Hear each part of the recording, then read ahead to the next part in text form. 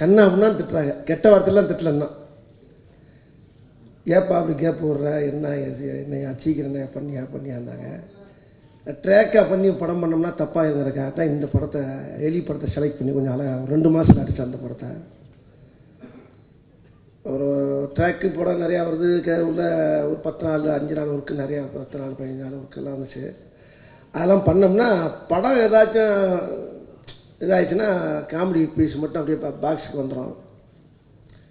அதனால் சரி முழு படம் நல்லா பண்ணுவோம். முழுசாகவே செந்தமிழுக்கு அப்புறம் ஒரு லந்து தமிழ், சந்து தமிழ், இப்படி ஏதாவது கிண்டல் தமிழ் பேசுகிற மாதிரி நம்ம நடித்தாதான் சரியாகணும்னு அந்த படத்தை செலக்ட் பண்ணோம்.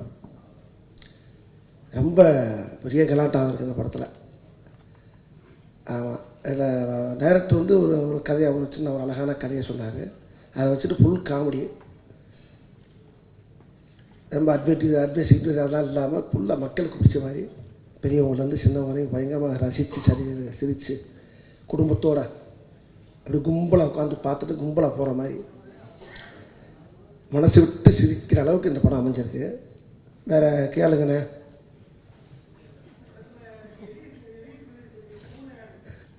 பூனை வெள்ளை எலிந்த வில்லன் பேர் என்னப்பா? பிரதீப். அந்த பேரை கூட நான் இன்னும் சரியாக வாயில் நுழைய மாட்டேங்கண்ணே. அது அந்த கஜினி படத்தில் வராது அந்த வில்லனை.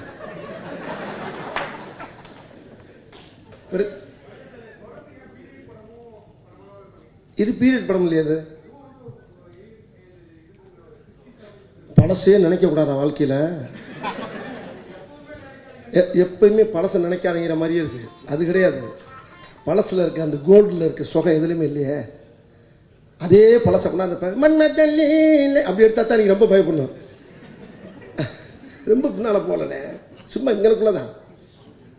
ஒரு 10-15 வருஷத்துக்கு முன்னால் 60 70க்குள்ளே அது இன்னைக்கு காலகட்டத்துக்கு பொறுத்த மாதிரி பண்ணியிருக்காரு. படம் பாருங்கள். அப்படி பார்த்தா வீரபாண்டிய கட்டப்பொம்மனை வந்து டிஜிட்டலில் பண்ணாங்களா? அப்போயே அந்த கேள்வியை கேட்கல நீங்கள்? என்ன இதெல்லாம் நியாயமா? அது உனக்கு இது தேவையாகிறீங்களா? அது இருக்கு அந்த படத்தில் பாருங்க. இன்னும் படமே பார்க்காம இப்படி ஒரு கேள்வி கேட்குறீங்க? பாருங்க, படத்தை பாருங்க. 60ல் வந்ததை 60 மாதிரியே காட்ட மாட்டார். ரொம்ப இன்ட்ரெஸ்டிங்காக காட்டிட்டாரு. படத்துல கேப் விட்டேன்னு சொன்னீங்க, என்னமா கேட்டீங்களா? என்னன்னு?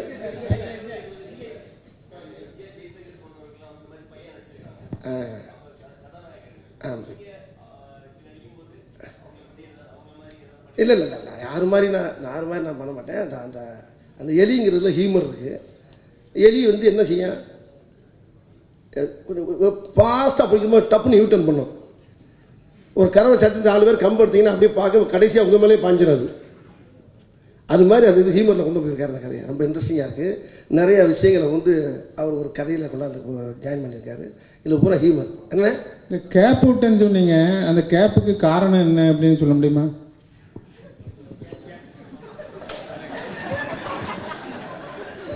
ஏன் நல்லா தானே போய்கிட்டு இருக்கு. என்ன கேப்பு? என்ன யூட்டனு?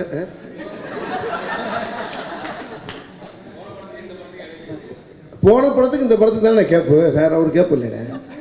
அதுக்கு முதல்ல விட்ட கேப்புக்கு போன படத்தில் விளக்கம் சொல்லியாச்சு. இப்போ ஏன் கேப்புன்னா ஒன்றும் இல்லையா.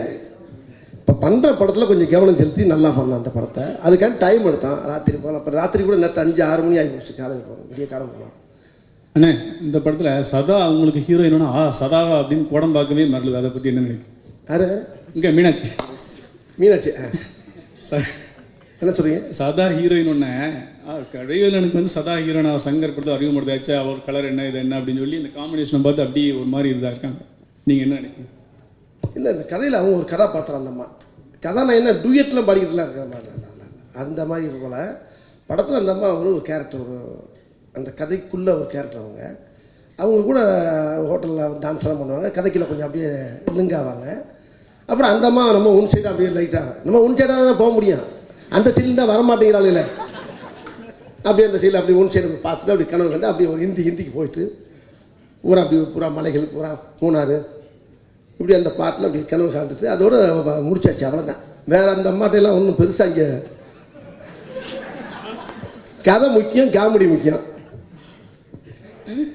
அடுத்த படத்துலயாவது இந்த மாதிரி கதை நானாக தான் நடிப்பீங்களா இல்லை மற்ற படத்தில் காமெடியாக பண்ணுவீங்களா? இல்லை இல்லை, இது ஆரம்பிச்சாச்சுலப்ப கடையை திறந்தாச்சு. கொஞ்சம் பெருசாக திறக்கணுங்கிற கண்டி போய் திறந்துருக்கேன். அடுத்து பூரா ட்ராக்கு எல்லாம் கலந்து பண்ணலாம். அதெல்லாம் நல்ல ஒரு அதாவது அந்த அம்மா அப்படியே பார்த்துக்கிட்டே இருக்கிறாங்க. அந்த அம்மா பார்த்தோன்னா அந்த அம்மா பாடிக்கிட்டு இருக்க அந்த அம்மா பார்த்துட்டு இருக்கும்போது ஒரு ரேடியோ, பழைய காலத்து ரேடியோ ஒன்று ஓப்பன் ஆகும். ஓப்பன் ஆகணும்னா அதில் அந்த பாட்டு வரும். பாட்டு வரணும்னா அந்த அம்மா பார்த்துட்டு அப்படியே ரேடியோக்குள்ளே பார்த்தா அப்படியே உள்ள ஆஹா ஆஹா ஆஹா அப்படி ஒன்று ரேடியோ அப்படிக்குள்ள போயிடுறாங்க. உள்ளே போய் அப்படி உள்ளபடி மலைக்கு போயிடுறது. மறுபடியும் ரேடியோ அப்படிக்குள்ள வந்து வெளியே வந்துடுது. அவ்வளோதான். நம்ம லெவலுக்கு அவ்வளோதான் போக முடியாது. காமெடி நடிகர்களுக்கு வந்து ஜோடியாக நடிக்கிறதுக்கு ஹீரோயின்ஸ் யாரும் சம்மதிக்க மாட்டேங்கிறாங்க. அதனால நீங்கள் சதாவை போட்டிருக்கீங்களா? அதை பற்றி உங்கள் கருத்து? இல்லை இல்லை, கல்யாணம் பண்ணி தளத்தி வேலை கூட்டி போகிற காட்டி போட்டிருக்காரு. எங்கே கேள்வி அது? இந்த கேள்வி அசிங்கமாக இருக்கு. அவள் வந்தால் இவ்வளோ இல்லைன்னா இன்னொரு அவள் இன்னொரு கதைக்கு தானே வர்றாங்க. படத்தில் போகிறவங்க கல்யாணம் பண்ணி தாலி கட்டி பொண்டாடி பிள்ளை கட்டி பார்க்குறதுக்காக போட்டுருக்கா. வீட்டில் விளக்க மாற்ற கொண்டு எடுத்து விடுவாங்க. ரொம்ப இதை பற்றி ரொம்ப கவலைப்படுற மாதிரி எதுக்கு? இது என்ன கவலை? வெள்ளனா எவ்வளோ ஒட்டி எவ்வளோ போட்டு போகணும். அவ்வளோதானே. கதை கற்பனை. ஐயா, கதாநாயக காமெடி நடிகன் கூட ஹீரோ நடிக்க மாட்டோம்னா இப்போ என்ன நடிக்காட்டி போ. அதெல்லாம் புதுசாக காசு கொடுத்து வேற ஊர்ல வந்து வாங்கிட்டு வந்துடுறாங்க இன்னைக்கு சினிமாவில். என்ன ஐயா, இந்த எலி வந்து இந்த எலி புலி கூட போட்டி போடுமா? கையில் லேச காட்டிட்டு பேசினா கொஞ்சம் அந்த ஏரியா வந்துருங்க. இந்த எலி புலி கூட போட்டி போடுமா வசூல்ல? இதுதான் உரண்டை இழுக்கிறது. இப்படி நீங்கள் பாட்டுக்கு முடிச்ச போட்டு போயிடுறீங்க. புலி அது பாட்டுக்கு அங்கிட்டு வந்து போகுது, எலி இது பாட்டுக்கு ஒரு பக்கம் போயிட்டு போகுது. ஒருத்தன் சிங்கம்னு படம் இருக்கிறான், ஒருத்தன் புலின்னு படம் இருக்கிறான், நான் எலின்னு எடுத்துக்கிட்டு இருக்கான். அவன் கரப்பாம்பூச்சின்னு ஒன்று எடுக்க போகிறான். வரிசையாக போவோம். பேரா கிடைக்காது. அதுக்காக உடனே புலிக்கும் உங்களுக்கும் போட்டியாங்க அப்படிங்கிறதா? அதெல்லாம் கிடையாது. தொழில் நம்ம லெவலுக்கு. இப்போ மற்ற ஹீரோக்கு வந்து 6 பேக் இருக்குது, நம்மளுக்கு வந்து சிங்கிள் பேக் தான். ஒன்றும் கிடையாது. நம்ம லெவலுக்கு சண்டை பைத்தா எலி பைத்து. எலி என்ன எப்படி ஓடும்? கிட்டு ஓடும்போது தப்புங்க அடிக்கிட்ட பூரா எலி பைட்டுன்னு பேர் வச்சிருக்காரு. ஆனால் அவங்க பாட்டு கேட்டு ரொம்ப நாள் ஆகிட்டு. அந்த ஒரு 2 வரி பாட்டுங்க நீங்கள் பாடின பாட்டு. நான் பாடின பாட்டு படத்தில் எந்த படத்தில் பாடினா? நான் சொந்தமாக ஒரு பாட்டு பாடிக்கிறேன். அதே ஜெயிலுக்குள்ளே போயிடுவேன். நான் ஜெயிலுக்குள்ளே ஒரு விஷயத்துக்காண்டி உள்ளே போகிறப்ப அங்கே ஜெயிலில் ஒரு பாட்டு. அங்கே உள்ள எவன் ஒருத்தனை போய் தேவையில்லாமல் உள்ளே வம்புடுப்பேன். அவன் பார்த்தா உள்ள என்னடா எப்போ பார்த்தா நீங்கள் ஷேடோ போடுறப்ப எல்லாம் என்னை வந்து வம்புடுக்கிறேன்னா, நான் யார் தெரியுமா? ஒட்டுமொத்த குடும்பத்தையும் கொலை வண்டி உள்ளே வந்திருக்கேன்டான்னா. அங்கே லேசாக வகுத்த கலைக்கிச்சு. ஆத்தி இப்போ எவன் எப்படிப்பட்டாலும் தெரியாமல் வண்டி வம்புடுக்க கூடாதான்னு சொல்லி அங்கே ஒரு பாட்டு போட்டோம். கண்ணமே விட்டியா கண்ணி பொண்ணு தொட்டியா ரொட்டு ஓரம் கஞ்சா இழுத்து 8 கண்ணில் பட்டியா ஆபீசரை அடிச்சையா ஆல கழுத்த அறுத்தையா ஆத்தங்கர ஓரத்தில் காய்ச்ச சரக்கு வித்தியா கையால முறிச்சுக்கிட்டு ஜெயிலு வந்தியா. அப்புறம் என்னப்பா?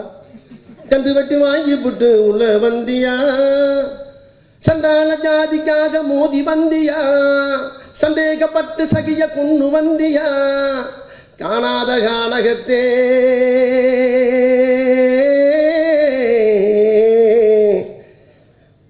முடிஞ்ச பகைய ஊதி பெருசு பண்ணி வந்தியா. பொஞ்சாதி சண்டையில உசுரை எடுத்து வந்தியா. எதுக்கு வந்த தம்பி நீ என்னலாமா கம்பி? எதுக்கு வந்த தம்பி நீ என்னலாமா கம்பி அப்படின்னு ஒரு பாட்டு. தெனாலிராமனுக்கு பிறகு எலி. எனக்கும் வடிவேல் சாருக்கு ரொம்ப நாள் ஆசை. அவருடைய கலோக்கியல் தமிழ் அதில் ஒரு படம் பண்ணணுன்ட்டு. அதுக்காக தெனாலிராமன் முடிச்சதுலேருந்து உழைக்க ஆரம்பித்தோம். ரொம்ப இன்ட்ரெஸ்டிங்கான விஷயங்கள்லாம் நிறைய சொல்லியிருக்காரு. ஸோ அது எல்லாத்தையும் மைண்டில் எடுத்துக்கிட்டு ஸோ ஆடியன்ஸ்க்கு என்ன எதிர்பார்க்குறாங்க அப்படின்றதையும் தெரிஞ்சுக்கிட்டு கண்டிப்பாக ஒரு படம் பண்ணால் அவங்க என்ன எதிர்பார்த்தாங்களோ அதை தாண்டி பல விஷயங்கள் படத்தில் இருக்கணும் அப்படின்னு முடிவு பண்ணிட்டு பண்ணப்பட்ட படம் எலி. முழுக்க முழுக்க உங்களை என்டர்டெயின்மெண்ட் பண்ணுறதுக்கு வடிவேலு சார் ரொம்ப மெனக்கிட்டு இருக்காங்க. இந்த ப்ராஜெக்டை ஜனவரி மாதம் 20ஆம் தேதி ஆரம்பித்தோம். கரெக்டாக 100 நாள் முடிஞ்சிருக்கு. படத்தை முடிச்சிட்டோம். அப்போனா பாருங்கள் எவ்வளோ ஹார்ட் ஒர்க் பண்ணியிருப்போம்ட்டு. டே நைட் வேலை பார்த்தோம். இதுக்கு முழுக்க காரணம் எங்களுக்கு ஃபுல் சப்போர்ட் ப்ரொடியூசர்ஸ் கூடவே இருப்பாங்க, என்கரேஜ் பண்ணிகிட்டே இருப்பாங்க. எந்த விதத்துலேயும் நோன்ற வார்த்தை அங்கேருந்து வராது. உங்களுக்கு என்ன சப்போர்ட் வேணாலும் பண்ணுறோம். மக்கள்லாம் இப்படி ஒரு படத்தை பார்க்குறதுக்காக சம்மருக்கு வெயிட்டிங்கில் இருக்காங்க. ஸோ சம்மர் நம்ம படம் வெளியே வரணும் அப்படின்னு சொல்லிட்டு ஃபுல் சப்போர்ட். நான் பெருமையாக சொல்கிறேன்னா ரொம்ப எக்ஸாஜரேட் பண்ணுறேன்னு நினைக்காதீங்க. இப்படி ஒரு ப்ரொடியூசர் என்னுடைய இந்த சிறிய அனுபவத்தில் ரொம்ப ரேர்.